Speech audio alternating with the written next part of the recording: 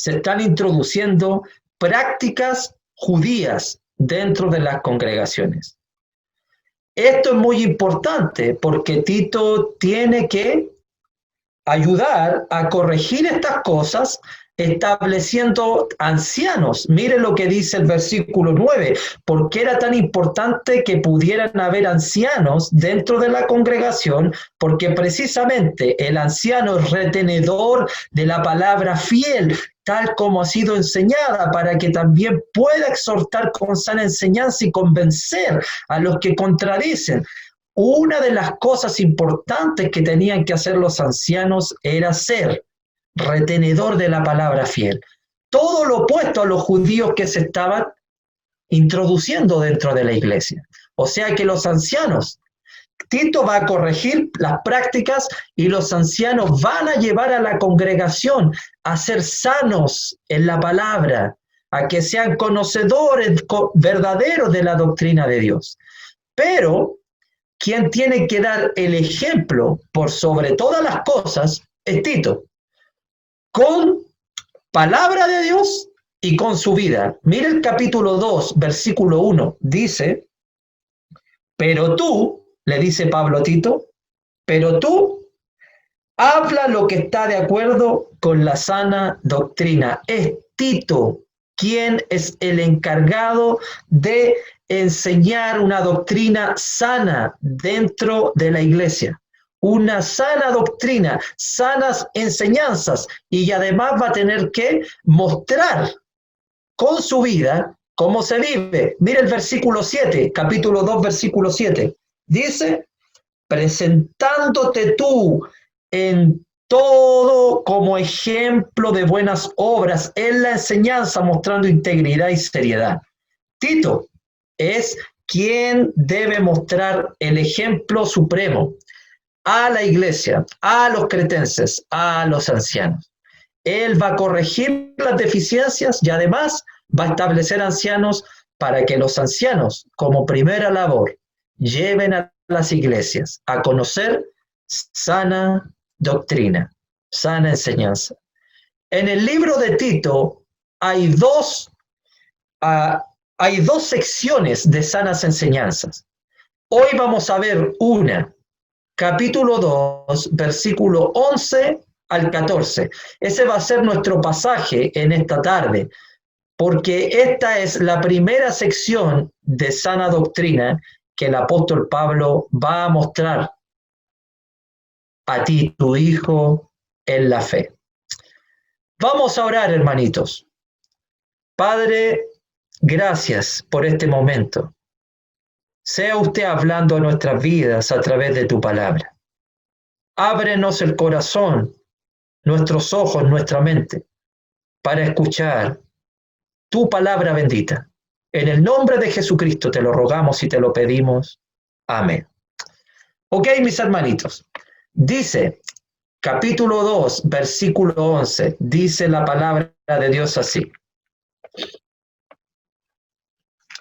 Porque la gracia de Dios se ha manifestado para salvación a todos los hombres, enseñándonos que, renunciando a la impiedad y a los deseos mundanos, vivamos en este siglo sobria, justa y piadosamente, aguardando la esperanza bienaventurada y la manifestación gloriosa de nuestro gran Dios y Salvador Jesucristo, quien se dio a sí mismo por nosotros para redimirnos de toda iniquidad y purificar para sí un pueblo propio, celoso de buenas obras. Aquí comienza nuestro pasaje, hermanitos. Versículo 11. Lo primero que aprendemos es que la gracia de Dios se ha manifestado para salvación. Y lo primero que debemos entender es qué es la gracia. ¿Qué es la gracia que se ha manifestado? Hermano, usted lo sabe. La gracia es un regalo que viene de parte de Dios y que lo da voluntariamente. Es algo que nace en lo profundo del corazón de Dios y, según el versículo 11, para todos los hombres. A todos los hombres Dios ha dado este regalo gratuitamente. Pero, ¿qué hace este regalo, ¿qué lo hace tan interesante? ¿Qué lo hace tan maravilloso? ¿Qué lo hace tan hermoso? Es que este regalo, la gracia de Dios, es un regalo que no merecíamos. Usted no merecía este regalo.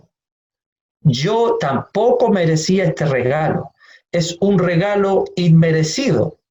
Nada hemos hecho para que Dios pudiera darnos este regalo, pero Él, de su propia voluntad, lo da. Aunque no lo merecíamos, Dios da este regalo gratuitamente para todos los hombres. Ya vamos a ir viendo en el pasaje en qué consiste este regalo y cómo fue manifestado. Pero lo que sabemos es que Dios ha dado su gracia, ha dado este regalo para todos los hombres, para usted, para mí, para todos. Y cuando Pablo habla de que la gracia se ha manifestado, ¿cuál es la idea, hermanos? ¿Qué quiere decir Pablo al decir que la gracia se ha manifestado? Pregunto, ¿esto significa que antes de esto la gracia no existía? Porque Pablo está diciendo aquí, la gracia de Dios se ha manifestado. ¿Eso significa que Dios antes nunca mostró su gracia?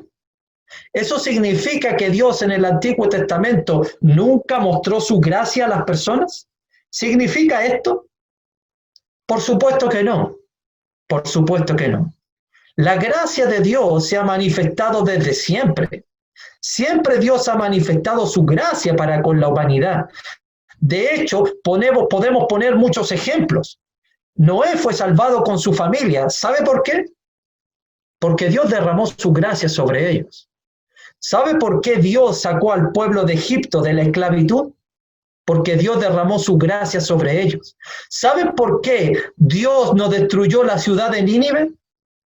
Porque Dios derramó su gracia sobre ellos. ¿Y saben por qué el propio Jonás salió desde el vientre del pez? Porque Dios derramó su gracia sobre él. Hay muchos ejemplos del Antiguo Testamento de cómo Dios ha manifestado su gracia. La pregunta es entonces, ¿qué significa aquí en versículo 11 que la gracia de Dios se ha manifestado? ¿Qué significa la palabra manifestación? La palabra manifestación, mis hermanitos, tiene este sentido, que la gracia de Dios se ha manifestado por completo, completamente, como una luz para llegar a todo lugar, para alumbrar toda oscuridad, para completarlo todo. O sea que Dios mostró su gracia desde el Antiguo Testamento, sí, pero solo en parte. Solo en parte. ¿Conocíamos la gracia de Dios desde el Antiguo Testamento? Sí, pero solo en parte. Ahora, Dios ha manifestado su gracia en toda su expresión, en la máxima expresión, por completo, para que todos puedan gozar, para que todos puedan verla, para que todos puedan ir a esta gracia. Está derramada por completo. No hay nada que Dios no haya manifestado por completo, sino su gracia se ha derramado totalmente para alumbrar todo y llegar a todos los hombres. Amén. O sea, lo que quiere decir el versículo es que Dios ha derramado su gracia, ha dado su gracia, la ha manifestado en toda su totalidad, en todo. En su máxima expresión, Dios ha derramado su gracia. ¿Y sabes para qué? ¿Para qué Dios ha derramado su gracia por completo? Según el versículo 11, para salvación. ¿Saben lo que Dios quiere? Salvarnos. Dios no quiere que nos perdamos. Dios no quiere que tú te pierdas. Dios no quiere que yo me pierda. Dios quiere salvarnos. Y como usted y yo no podíamos hacerlo, Él derramó su gracia en su máxima expresión para poder ser salvados por Él. Amén. Y esto es sin acepción de personas, porque el texto dice, para todos, a todos los hombres. Amén. Eso es lo que quiere decir el pasaje. La gracia se ha manifestado por completo en su máxima expresión para salvarnos a todos nosotros, y esta gracia no es solo para los cristianos, sino que es para todos los hombres. Amén. Dice versículo 12, hermanitos, enseñándonos que, hermano, ¿qué es lo que nos enseña? ¿Qué es lo que nos enseña? ¿Saben quién es el que nos enseña en este pasaje? La gracia de Dios. Mira, lee el versículo 11 y comenzamos con el 12. Porque la gracia de Dios se ha manifestado para salvación a todos los hombres, enseñándonos que es la gracia de Dios la que nos enseña. No solo se manifiesta por completo para salvación, sino que además la gracia nos enseña. La gracia se ha manifestado para salvación también a todos los hombres, pero para enseñarnos también. Esa es la idea. La gracia se ha manifestado para salvación y también para enseñarnos. ¿Hemos recibido la gracia de Dios? ¿Usted ha recibido la gracia de Dios? ¿Sí o no? Sí, ¿verdad? ¿Por qué hemos recibido la gracia? ¿Para ser salvados? ¿Quieres ser salvado por Dios? Sí, ¿verdad? Por eso recibimos la gracia. Pero la gracia también enseña. O sea que si usted y yo hemos recibido la gracia de Dios para ser salvados, también debemos recibir la enseñanza que nos da la gracia. Amén. Enseñándonos que la gracia nos va a enseñar. La pregunta es, ¿qué nos va a enseñar la gracia? ¿Qué nos va a enseñar? Según el versículo, nos va a enseñar dos cosas: a lo que debemos renunciar y a cómo debemos vivir, según el versículo 12. Fíjese, a lo que debemos renunciar y a cómo debemos vivir. Primero, la gracia nos enseña que, renunciando a la impiedad y a los deseos mundanos, lo que nos va a enseñar la gracia de Dios, hermanos, es que debemos aprender a renunciar a dos cosas, según este texto: a la impiedad y a los deseos mundanos. Cuando Pablo dice a la impiedad y a los deseos mundanos, se refiere en una forma general a todo lo que nos pueda separar de Dios, al pecado, en una manera general. Pero la palabra impiedad significa mi mal estilo de vida, cómo yo vivo, y la palabra deseos mundanos, mis pensamientos. O sea que la gracia de Dios nos va a enseñar a renunciar a mi mala manera de vivir, pero también nos va a enseñar a renunciar a mis malos deseos, mis deseos mundanos. Eso va a ser la gracia de Dios. Nos enseña a renunciar a mi mal estilo de vida, pero también a mi mala manera de pensar. Amén. Eso hace la gracia. Pero también la gracia nos va a enseñar a cómo debemos vivir, según el versículo 12, para que vivamos en este siglo sobria, justa y piadosamente. Y hermanitos, esto es todo lo opuesto a lo que acaba de decir de renunciar. La gracia te salva y te enseña. La gracia te enseña a renunciar a la impiedad, pero también te enseña a vivir piadosamente. Todo lo opuesto. Si mi vida era impía, si mi vida iba en contra de la voluntad de Dios, la gracia de Dios nos va a enseñar a cómo debemos vivir. Amén. A cómo debemos vivir. Si nuestra manera de pensar, a la cual debo renunciar, eran malos deseos mundanos, ahora la gracia nos va a enseñar a pensar de una manera justa, de una manera sobria. O sea que fíjate lo que va a hacer la gracia de Dios en tu vida y en mi vida. La gracia nos va a enseñar a renunciar a la mala manera de vivir y a renunciar a la mala manera de pensar para que ahora podamos vivir de una manera íntegra, piadosa y pensar justamente y sobriamente para la gloria de Dios. Amén.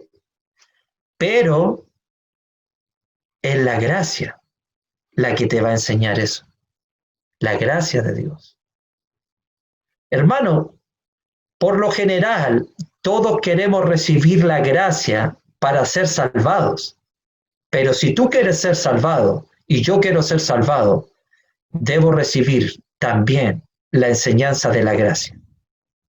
La gracia es la que nos va a ayudar a renunciar. Y la gracia es la que nos va a ayudar a aprender a vivir. Y otra cosa importante que dice el versículo, fíjate en la frase enseñándonos, en la frase renunciando. ¿Saben lo que significa? Vivamos. Significa que esto es algo paulatino, que cada día, en todo momento, paso a paso, o sea que la gracia de Dios todos los días nos va a enseñar, todos los días va a ir enseñándonos. Todos los días vamos a ir renunciando. No es que la gracia te salvó para que renunciaste a vivir así. No, lo hace. Pero cada día la gracia va a ir enseñándonos a renunciar para aprender a vivir. Hermanito, cada día de nuestra vida debemos ser enseñados por la gracia de Dios. Todos los días debo ir renovando mi vida para vivir conforme a la justicia, a la sobriedad, piadosamente, delante de nuestro Dios, que nos ha dado un regalo para salvarnos a todos nosotros. Amén. Todos los días, por eso grabes esa frase, enseñándonos cada día, renunciando cada día, para que vivamos sobria, justa y piadosamente. Amén. Hermano, ¿sabe por qué hablé del contexto en la introducción? Por esto. Hay un problema en Creta, hay un problema grave. Las iglesias de Creta son compuestas por gentiles y por judíos. Los judíos generalmente son personas con autocontrol, ¿verdad? Pero los gentiles han vivido toda su vida descontroladamente, no tienen autocontrol. Y cuando judíos y gentiles se juntan en la iglesia, hay problemas entre ellos. Los judíos no pueden ver cómo los gentiles no tienen autocontrol. No pueden verlo. ¿Y saben cuál es la solución de los judíos para eso? ¿Saben cuál es? Que guarden la ley. Por eso están introduciendo prácticas del judaísmo. Ellos creen que lo único que puede ayudar a los gentiles a vivir de una manera sobria, a vivir de una manera controlada, es la ley del antiguo pacto. Pero Pablo, hermanito, Pablo, en este pasaje está enseñándonos algo muy importante. Lo único que a nosotros nos puede enseñar a cómo vivir con autocontrol es la gracia de Dios. Amén. No hay otra cosa. Es la gracia de Dios lo único que nos puede enseñar a tener autocontrol, dominio propio para la gloria de nuestro Dios. La gracia. Mis hermanos, la gracia, lo que hemos visto aquí en versículos 11 y 12, nos va a enseñar a renunciar, ¿cierto? Nos va a enseñar a vivir. Pero pregunto, ¿qué enseña la gracia para que tú renuncies a tu mala vida y para que aprendas a vivir? ¿Qué es lo que la gracia enseña para que yo aprenda a renunciar a la impiedad y a los deseos mundanos? Y para que aprenda a vivir sobria, justa y piadosamente. ¿Qué es lo que enseña la gracia? Para que podamos vivir correctamente, con autocontrol delante de Dios. ¿Saben qué es? Mira la última frase del versículo 13 y seguimos con versículo 14. Mira lo que dice. La última frase del 13 es Jesucristo. Versículo 14. Quien se dio a sí mismo por nosotros para redimirnos de toda iniquidad y purificar para sí un pueblo propio, celoso de buenas obras. ¿Te diste cuenta, hermano? Jesucristo. ¿Qué es lo que enseña la gracia para que yo aprenda a renunciar? Para que yo aprenda a vivir. Según el versículo 14, es que Jesucristo se dio a sí mismo por nosotros para redimirnos de toda iniquidad y purificar para sí un pueblo propio, celoso de buenas obras. La gracia de Dios, hermano, nos enseña que debemos renunciar a nuestra antigua vida y comenzar a aprender a vivir. ¿Sabes por qué? Porque Jesucristo se dio a sí mismo por nosotros para redimirnos. Esa es la gracia de Dios. ¿Por qué yo debo aprender a renunciar y por qué yo debo aprender a vivir? Porque Jesucristo se dio a sí mismo por nosotros para redimirnos de toda iniquidad y purificar para sí un pueblo propio, celoso de buenas obras. Esa es la gracia de Dios, mis hermanos. Eso es lo que enseña la gracia para que tú y yo aprendamos a renunciar y a vivir. Que Jesucristo se dio a sí mismo por nosotros, para redimirnos de toda iniquidad. Jesús se dio para comprarnos, para que seamos de Él, para librarnos de toda iniquidad. Esa es la gracia de Dios. Hermanitos, hoy estamos aquí. Cantamos, oramos, alabamos, aprendemos su palabra. ¿Sabe por qué? Porque Dios derramó su gracia enviando a su Hijo Jesús, quien se dio a sí mismo por nosotros para redimirnos de toda iniquidad. Esa es la gracia de Dios. Amén. Esa es. Jesús hace el milagro por nosotros. Hermanos, no había nada que pudiéramos hacer para salvarnos, pero Él se dio a sí mismo, tomó nuestro lugar, sufrió nuestros dolores. El justo por los injustos, para que pudiéramos recibir este regalo, para que pudiéramos recibir el perdón, para redimirnos, salvarnos de toda iniquidad. Hermanos, y ahora, ¿sabes qué? Ya no hay castigo. ¿Sabes por qué? Porque Jesucristo cargó con él. Ya no hay castigo porque Jesús cargó con él. Ya no somos injustos porque Jesucristo cargó con la injusticia. Ya no hay infierno. ¿Sabes por qué? Porque Jesucristo pagó el precio. Toda la gracia de Dios, todo su perdón, todo su amor. ¿Sabes cómo se llama? Jesús. Este es el regalo de Dios para todos, para redimirnos a todos nosotros. Este es su regalo. Este es su regalo, mi hermano, para salvarnos a todos nosotros. Este es el regalo de Dios para ti y para mí. ¿Sabes por qué no me interesa la impiedad? ¿Sabes por qué? Porque ya la impiedad, los deseos mundanos, ahora los podemos rechazar. Ya no estamos interesados en eso. Estas cosas no tienen ningún poder sobre nosotros. ¿Saben por qué? Porque Jesucristo se dio a sí mismo para redimirnos. Es por eso. Sí, es verdad que la palabra nos dice que tenemos que ser así. Sí, es verdad. Pero ¿sabes por qué renunciamos a la impiedad? ¿Sabes por qué aprendemos a vivir justa, sobria y piadosamente? Porque Jesús se dio a sí mismo por nosotros para redimirnos. No lo olvide.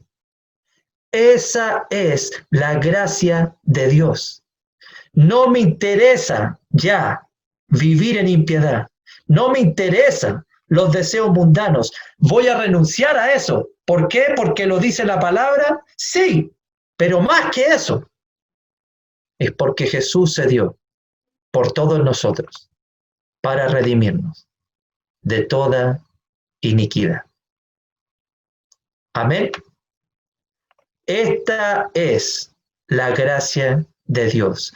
Y este es el regalo de Dios que se ha manifestado por completo para salvación a todos los hombres. Esta es la gracia de Dios. Pero no solo eso, no solo eso. El versículo 14 dice una segunda cosa, que la gracia de Dios nos enseña. Dice también el versículo 14, para purificar para sí un pueblo propio, celoso de buenas obras. Para que entendamos esto, hermanito, para que entendamos eso, quiero que me acompañen a Josué, capítulo 24. No perdamos Tito, volvemos enseguida, pero para que entendamos esa frase, para purificar para sí un pueblo propio, celoso de buenas obras, quiero que vamos a Josué, capítulo 24, por favor, para entender esto. Josué capítulo 24, versículo 14. Hermanitos, para ponerlos en contexto, en Josué 24 es el último sermón de Josué antes de morir. Este es el último sermón, el gran sermón que va a dar Josué antes de morir. El último sermón que va a dirigirse al pueblo de Israel antes de fallecer. Y ya hay una invitación de Josué que la repite muchas veces en este pasaje. Mire, capítulo 24, versículo 14. Quiero que se vaya fijando en la palabra servir, por favor. Fíjese en la palabra servir.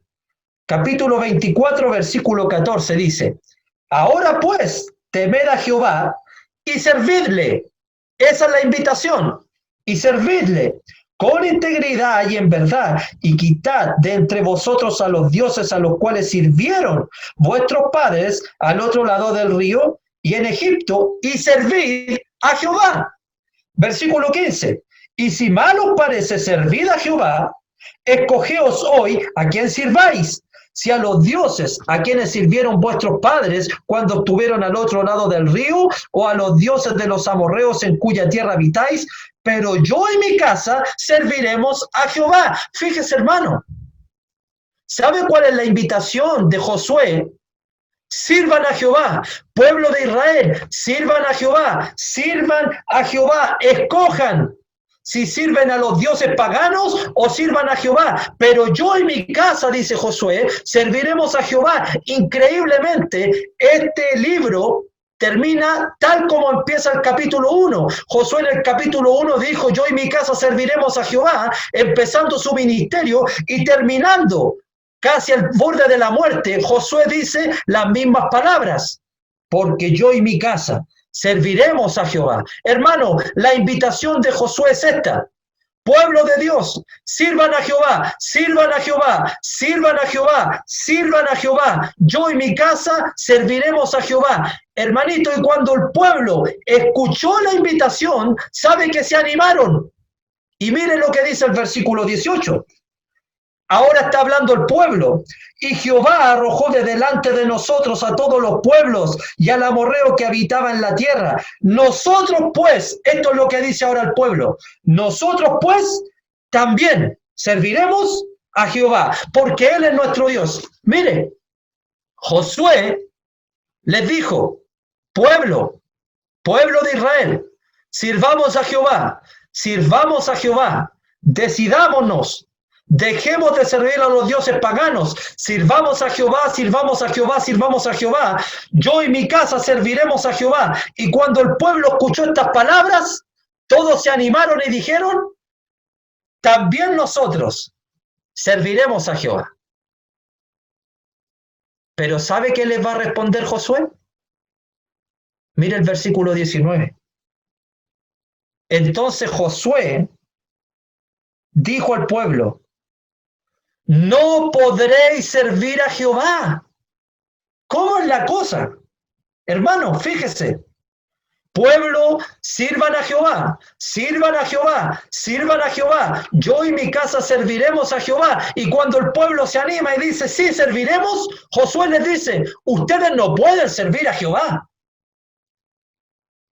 Cuando el pueblo se animó y dijo, sí, serviremos, Josué les dice, no, ustedes no pueden servir a Jehová. Parece contradictorio, pero así es. Josué anima al pueblo a servirle, a servir a Dios. Y cuando ellos se animan a servir a Jehová, Josué les dice, ustedes no pueden servir a Jehová.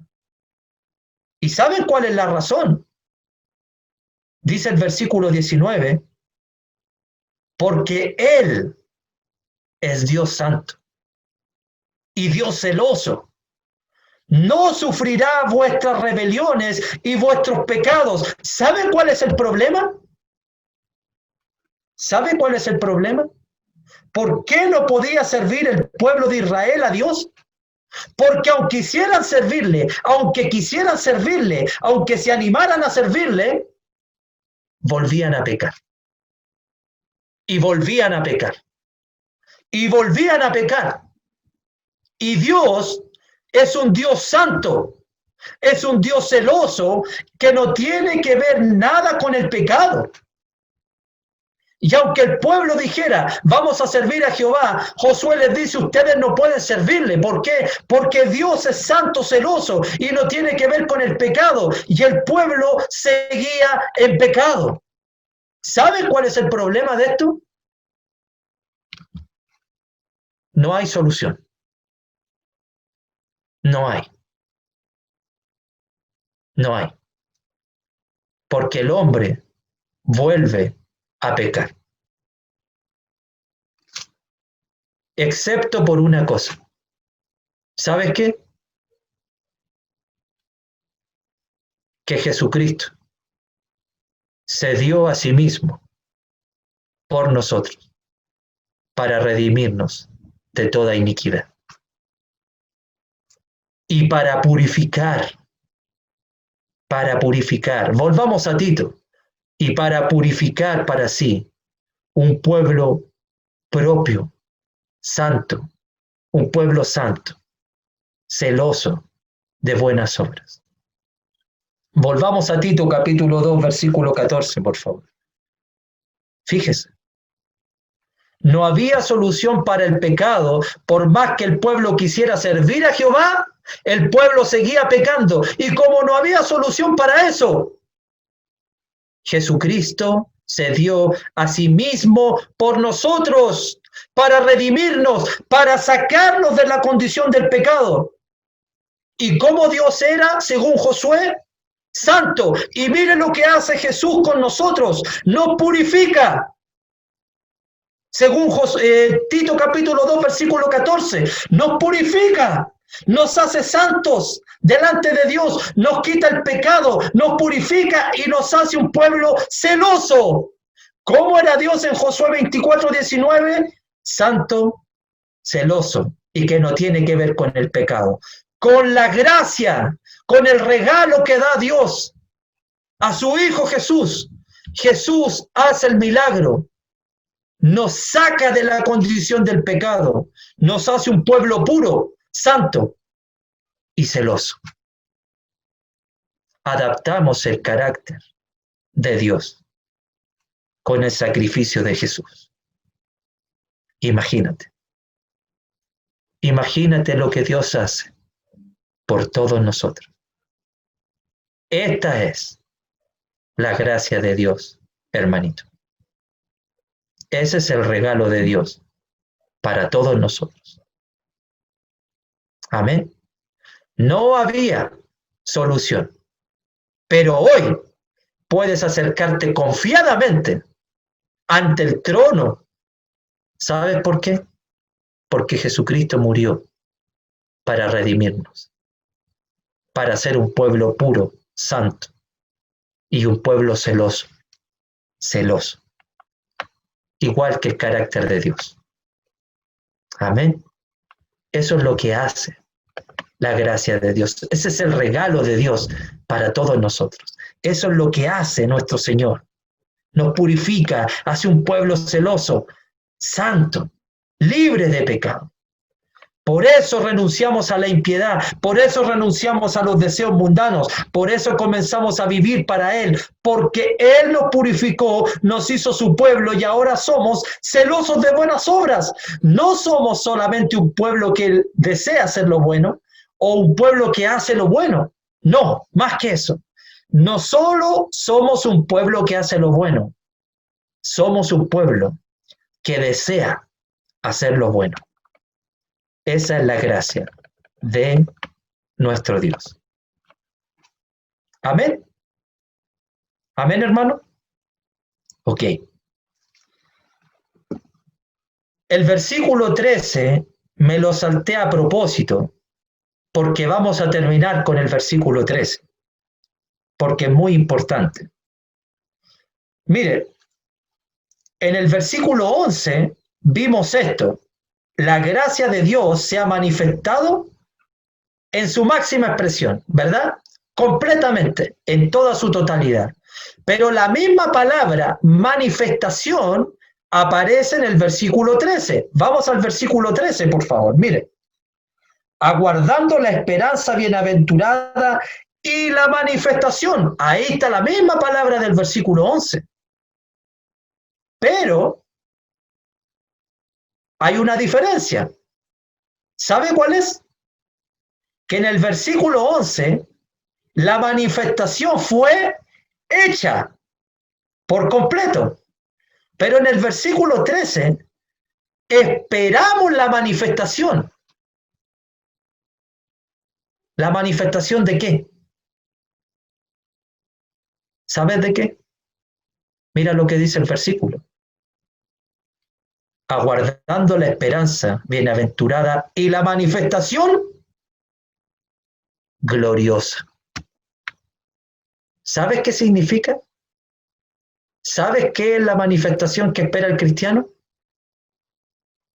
La manifestación de la gloria de Dios en todo su esplendor. Amén. Mira, ¿conocemos la gloria de Dios nosotros los cristianos? ¿Sí o no? Sí, pero solo en parte. Pero cuando sea manifestado Jesucristo, vamos a conocer la gloria de Dios en toda su totalidad, en su máximo esplendor, así como en el versículo 11, la gracia de Dios ha sido manifestada por completo. En el versículo 13, la gloria de Dios va a ser manifestada por completo, y eso es lo que esperamos nosotros los cristianos. La manifestación de la gloria de Dios en toda su totalidad. ¿Y sabes cuál es esta gloria de Dios que se va a manifestar? Fíjate lo que dice el texto. Y la manifestación gloriosa de nuestro gran Dios y Salvador Jesucristo. Esa es la gloria de Dios. La manifestación gloriosa de nuestro gran Dios y Salvador Jesucristo. Amén. Esa es. Esa va a ser la gloria de Dios en su máximo esplendor. La manifestación de la gloria de Dios. ¿Para ser salvado? No. Porque en el versículo 11 ya fuimos salvados. ¿Sabes para qué? Para ver cara a cara a nuestro gran Señor Jesucristo. Ese es el máximo regalo que la gracia de Dios nos da. Que lo veremos tal como Él es, en toda su gloria, en su máxima expresión, se va a manifestar. Amén. Hermanito, ¿usted cree que vivimos en el tiempo de la pandemia? ¿Usted cree que vivimos en un tiempo de coronavirus? ¿Usted cree que vivimos en un tiempo crítico? No. El cristiano no vive en ese tiempo. ¿Saben el tiempo en que vive el cristiano?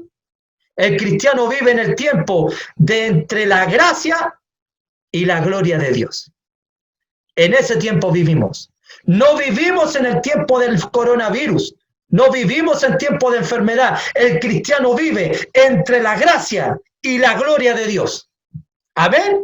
Así vivimos nosotros. No de otra manera. Dios va a manifestar su gloria por completo en su Hijo Jesucristo. ¿Se recuerda la pregunta que empecé en la clase? ¿Qué te motiva a seguir a Dios? ¿Se recuerda la pregunta? ¿Qué nos motiva a seguir a Dios? Voy a hacer algunas preguntas para que pensemos y terminemos con la clase. ¿Qué nos motiva a renunciar a la impiedad, mis hermanos? ¿Qué te motiva a ti a renunciar a la impiedad? ¿Qué te motiva a dejar los deseos mundanos? ¿Es porque quieres ser una buena persona? ¿Es porque lo pasas bien en la iglesia? ¿Es porque a tus padres te dicen que lo debes hacer? ¿Qué te motiva? ¿Qué te motiva? ¿Te motiva porque si no lo haces te vas a ir al infierno? ¿Eres motivado por el infierno? ¿Eres motivado por el miedo? ¿Esa es tu motivación para seguir a Cristo? ¿Es tu motivación esa? ¿Te motiva el miedo para seguir a Jesús? ¿Esa es la motivación? Hermanos míos, yo no sé qué realmente nos motiva a seguir a Jesús, pero voy a decir esto. Para seguir al Señor, la verdadera motivación para dejar la impiedad, la verdadera motivación para dejar los deseos mundanos, la verdadera motivación para aprender a tener dominio propio, no es el infierno. ¿Sabes qué es? Es que Jesucristo se dio a sí mismo por nosotros para redimirnos de toda iniquidad. Esa es la verdadera motivación.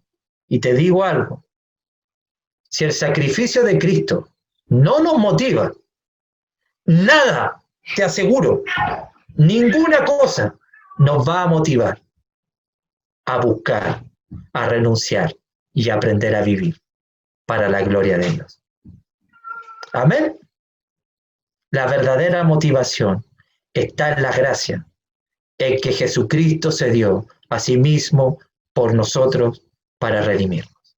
Con esto termino. Usted sabe, hermanito, que a veces el mundo hace mayores obras que nosotros los cristianos. A veces lo hace. ¿Sabe cómo? A veces los mundanos son más desprendidos que nosotros de sus bienes materiales. A veces los mundanos hacen más obras de caridad que nosotros A veces los mundanos, la gente del mundo, ayuda a más personas que nosotros. Pero, ¿saben lo que el mundo no puede hacer y que nosotros sí podemos hacer? ¿Sabes lo que es? Es dar a conocer la gracia de Dios. Amén. Dar a conocer la gracia de Dios. Por eso termina el versículo 15. Esto habla y exhorta. Hermanitos míos,